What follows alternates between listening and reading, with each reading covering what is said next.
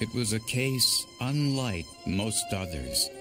Forensic evidence proved the perpetrator broke out of the crime scene rather than breaking in.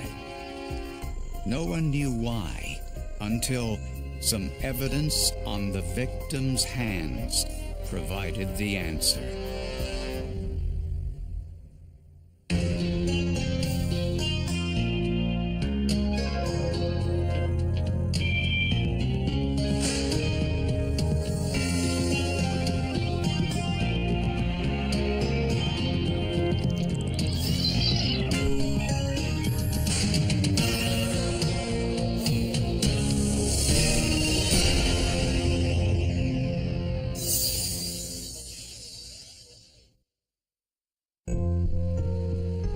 Retirees often face hard choices. Many find it difficult to live alone or grow tired of maintaining their own home. But 82-year-old Catherine Bishop wasn't one of them. She was a quiet person, but she was feisty. She trusted everybody. And she was my mother. Catherine's home was in Hummelstown, Pennsylvania, just outside the state capital of Harrisburg.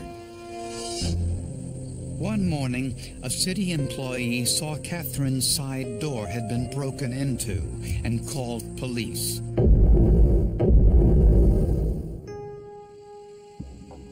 The ambulance was in the driveway, and I kept saying, "Where's my mother? Where's my mother?" And a man appeared, and he said, "I'm sorry." He said, "Your mother's dead." And I just went limp. Catherine Bishop had been beaten to death.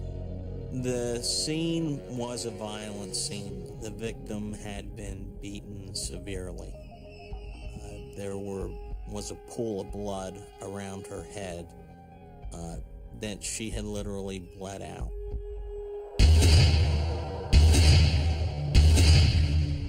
I believe there are defense wounds on the arms that were observed. We had a broken fingernail also. So there are signs there that she probably did try to fight off her attacker or attackers. There was a half-finished crossword puzzle in the living room, and in Catherine's hand, a broken pen. It appeared she was awake when the break-in occurred. When you get to be that age, you have to expect death to happen, but not the way my mother died. And that's what really, really bothers me. Strangest of all, there appeared to be nothing missing. According to the family, everything appeared normal as it was, that there was no ransacking through the house, that there was no signs that they were looking for anything in particular. Through body temperature and the degree of rigor mortis, the medical examiner estimated that Catherine had been killed the night before. The death occurred between 9 and 10:30 in the evening. At first, the side door looked like the point of entry, but the broken glass was outside, not inside. Very unusual. Majority of the time I've seen break-ins, the glass is always into the inside of the house because people are breaking in, not breaking out. Police canvassed the neighborhood for leads. Anytime you have an investigation where you have no witnesses and you have no evidence, there is a strong likelihood that the case will never be solved. One of the neighbors said she was walking her dog the night before around 10:30 and heard some kind of noise. She turned around, she saw a shadowy figure running from Mrs. Bishop's home. She was only able to see this figure for a very brief time period, maybe 10, 15 seconds. And that, along with the medical evidence, was allowed us to establish the time of the crime. If this was the killer, he left through the side door, which explains why the glass was outside. If so, how did he enter the house? And what was his motive? It was a crime that caused a lot of community concern and, of course, doubled our motivation to find who was responsible. Because of the nature of the crime, investigators were certain that Catherine Bishop's autopsy would reveal evidence to help their case. The medical examiner concluded that Catherine was hit over 60 times. The cause of death wasn't difficult to determine. It was the breaking of the ribs on both sides of the body, bilaterally, preventing her from expanding, contracting her chest. And she died of suffocation. As a matter of routine, the medical examiner used clear tape to pick up any potential trace evidence on Catherine's body and clothing. And this technique identified something potentially valuable. It was a fiber, and it was a fiber that wasn't consistent with what she was wearing, but where she picked it up from, that we can't say. Also on the tape lift from Catherine's hand was a small chip of white paint. Forensic analyst John Evans noticed that the paint chip contained several layers, each a different color.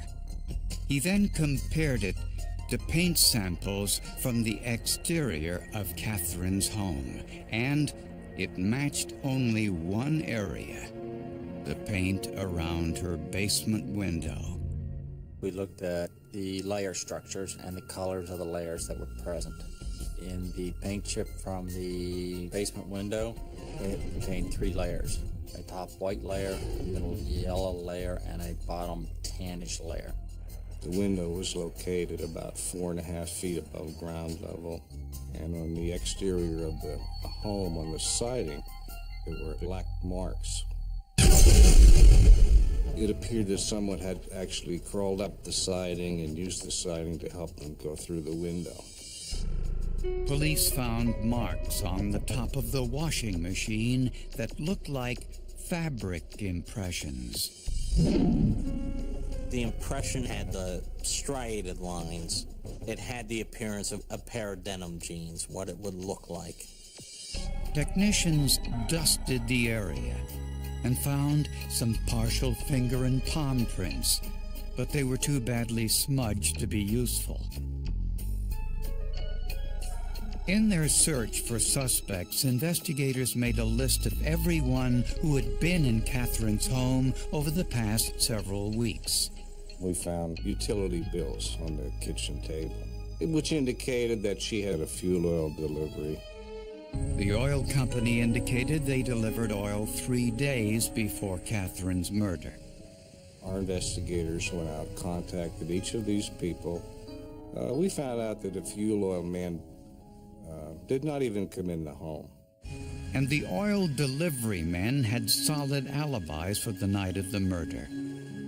Police also found a receipt for a chimney cleaning service. 2 men cleaned Catherine's chimney on the afternoon of her murder. Catherine's daughter visited her mother that day and spoke with the 2 chimney cleaners. It was $300 and some, and I remember saying, to have your chimney cleaned, it's that much? The 2 men were identified as 27-year-old Tim McEnany and his cousin, 20-year-old Andrew McEnany was apparently part of this guild of chimney sweeps. It's my understanding that it was Tim McEnany that was the boss of the company. McEnany and Reichman told police they finished at Catherine's house around 6:30, then went to a nearby bar where they stayed until after 1 o'clock in the morning. Several bar patrons confirmed their alibi. Then Catherine's daughter remembered something. When she was in her mother's home on the afternoon of her murder, she saw 3 rolls of cash in a basket on the dining room table. Money Catherine used when shopping for groceries. And I remember saying, Mother, put that money away. You shouldn't have that out with strangers in the house. I really felt uncomfortable because of that. With them in the house, and there she had this money. When police searched Catherine's home, they found the basket, but not the 3 rolls of cash. I think it was Mrs. Bishop's daughter was saying it was about $6,000 cash. I think. Then a confidential source told journalist Pete Shellum that Tim McEnany and Andrew Reichman made a little side trip in the early morning hours after the murder. The robbery occurred around 10 p.m. Sources have told me that Tim and his cousin went to Atlantic City, which is where the casinos are. A perfect place to spend $6,000.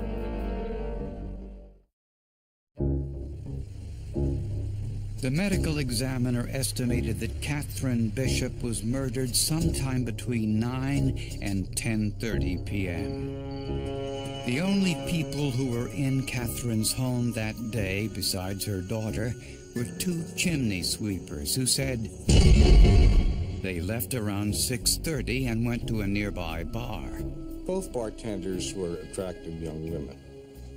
The chimney servicemen were engaging in small talk and commenting to these bartenders all the time they were there and having beers. The men claimed they were in the bar all night until closing time, but the bartenders disputed that. The first bartender actually sat next to one of the chairs that the chimney sweeps sat in when she was done her shift. And when we interviewed the second bartender, they were in an entirely different location at the bar, 2 different chairs later on. Catherine's home was only a few miles away from the bar. A 30-minute window would have been sufficient to have left the bar, committed the crime, and to have returned. So with a warrant, police searched the chimney cleaners' homes and confiscated the clothes they were seen wearing that night at the bar. The Pennsylvania State Police forensic team concluded that the fibers from McEnany's black T-shirt were identical to the one found on Catherine's body. But Tim McEnany's lawyers were convinced that was a mistake, so they hired their own trace evidence expert, Skip Palahniuk. Skip Palahniuk is highly respected in many quarters, and so it was obviously of great concern when he's going to be testifying for the defense. Palahniuk first examined the fibers from McEnany's T-shirt under a microscope. Well, first of all, there appeared to be both synthetic black fibers and natural black fibers. Next, Palahniuk compared the fibers from McEnany's T-shirt to those taken from Catherine Bishop's body. And then just basically joining them up with a line between them, you can see, are the diameters the same? Are the colors really the same? Tim McEnany and his lawyers hoped that Skip Palahniuk would disagree with the state police forensics expert. But he didn't. What we found in this case, though, when we compared the cotton fibers from the tape of the cotton fibers from the shirt everything looked the same. When we compared the polyester fibers from the tapes with the polyester fibers from the shirt, again, everything looked the same. We could not see any differences. This was hardly the conclusion Tim McEnany and his lawyers wanted. The defense attorney gets satisfaction from seeing his client, who he believes to be innocent, found innocent. Our role is entirely different than theirs. Our role is to be objective seekers of scientific truth, and that's what we do. There is a certain irony in the fact that they're spending a great deal of money trying to get the big hitter to come in.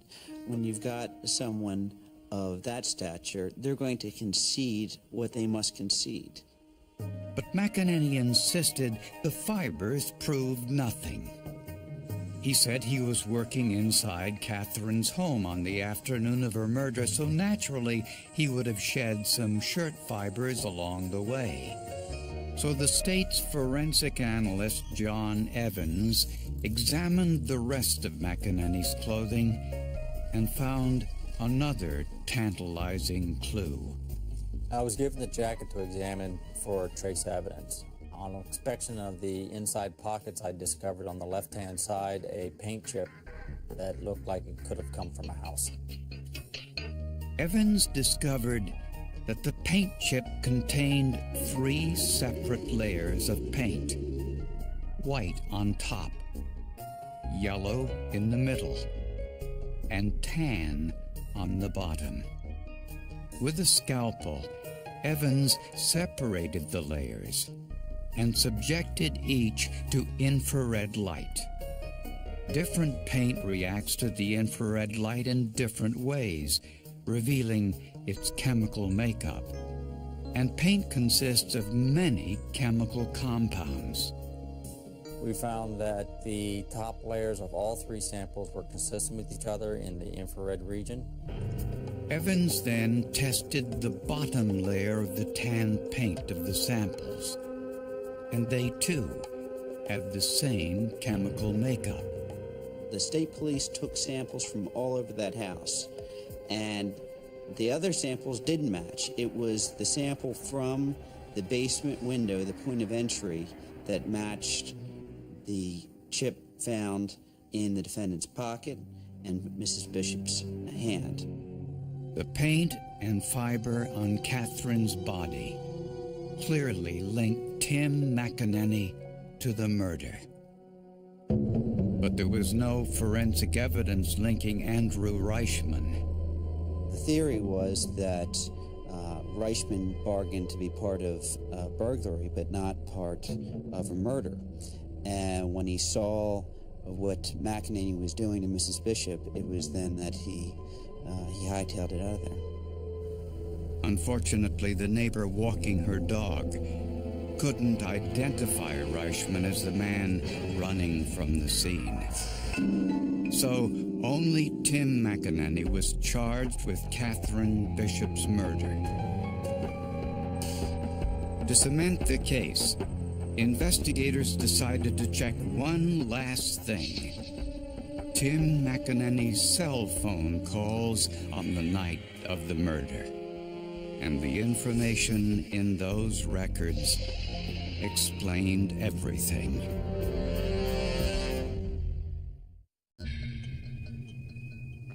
As prosecutors prepared their murder case against Tim McEnany, they had the paint and fiber evidence, but wanted to make sure they had enough to convict him. So investigators subpoenaed McEnany's cell phone records for the night of Catherine's murder. We took the phone into the lab and we sequenced the phone to the last number called, whatever that would be, and it turned out to be Mrs. Bishop's phone number. McEnany's phone record showed he made 2 calls to Catherine Bishop's home that night. One at 10:07 p.m. and the second call a minute later. The calls were short in duration, 20 seconds, 10 seconds. There appeared to be no no connection with the home phone, and the calls were made from Mr. McEnany's cell phone. But if Catherine was home, why didn't she pick up the phone? She was hard of hearing. I would call her and it would ring. Sometimes it rang as high as 15, 20 times, and she never answered. Prosecutors believe McEnany saw the rolls of cash on Catherine's dining room table while he and Reichman were cleaning her chimney. Later at the bar, he probably made the decision to steal it. McEnany called Catherine's home shortly after 10 p.m. and again a minute later.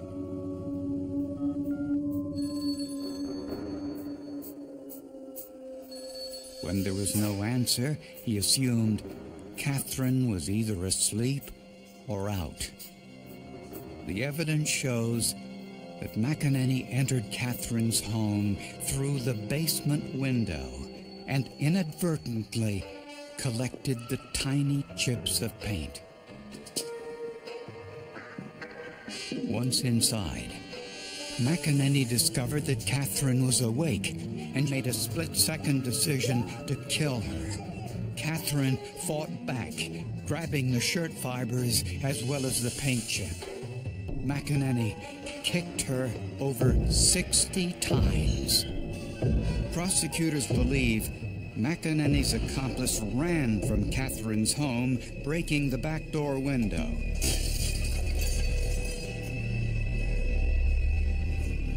But the neighbor couldn't identify if it was Reichman because she never saw his face. Later, McEnany and Reichman returned to the bar to establish an alibi. According to an informant, McEnany and Reichman then drove to an Atlantic City casino to gamble, presumably with Catherine's money, but this was never corroborated. During the police interrogation, McEnany refused to identify Reichman as his accomplice, but virtually confessed to the crime. And without any solicitation, he said, "It's that effing beer. Every time I drink, I get in trouble." Tim McEnany was tried and convicted of second-degree murder, robbery, and conspiracy.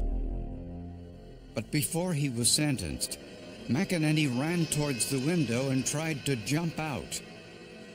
An assistant public defender and the sheriff were able to grab him and pull him back in. And at that point, his family, who were in the courtroom, were screaming and yelling. The defendant was screaming, "You've convicted an innocent man." It was bedlam.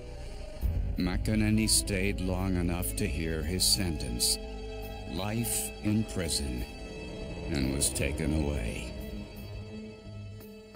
Andrew Reichman was never charged in this case. His lawyers maintained there was no evidence that he participated in the crime. Prosecutors reluctantly agreed. The difference between McEnany and Reichman, aside from the fact that I believe that McEnany was the principal, the forensic evidence was against McEnany. We didn't have any forensic evidence against Reichman.